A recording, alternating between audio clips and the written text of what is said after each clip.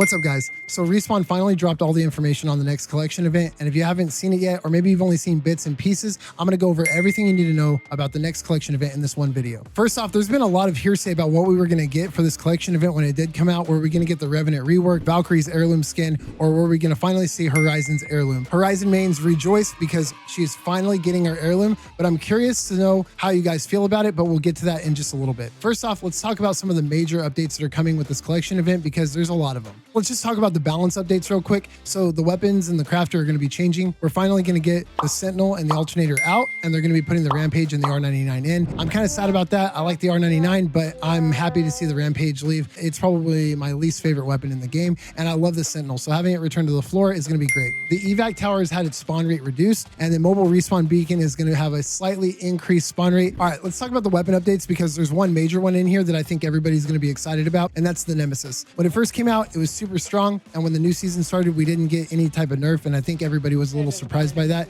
But with the collection event, they are going to be nerfing it. They're going to take the projectile speed and reduce it, and they're going to also increase the projectile gravity. What does that mean for gameplay? Basically, the Nemesis is going to have to be led a lot more when targets are further away, and it's not going to be quite as accurate as it was. Okay, the next update is going to be to the EVA 8. It looks like they're actually giving it a buff. It's going to get its fire rate increased from the base, and they're going to increase the fire rate with the white bolt. All the other bolts are going to remain the same, but that means that the EVA 8 is going to be a lot better when you grab it off the rip, and I think we're going to see people using it a lot more. Guys, the next update in the patch notes is actually crazy, and this is probably one of the most massive things for the entire update, and you guys are probably going to be excited about it unless you play Seer. Seer is getting nerfed into the ground. I wish I was exaggerating, but his passive is going to have its range reduced from 75 to 50. Let's talk about his tactical for a second. They decided that they don't want to see the Seer meta anymore, I guess. They reduced the range from 75 to 60, which isn't a huge nerf, but it is a nerf. Seer doesn't cancel anything anymore.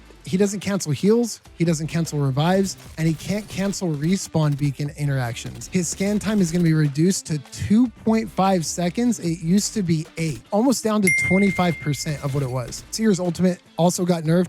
The throw range got reduced to 15 meters. It used to be 50 meters. The diamond markers will now only appear with enemy gunfire for 1.25 seconds. Definitely a huge nerf. Seer mains are going to be a little upset about this, especially if you just kind of spent the money to get his heirloom a couple seasons ago.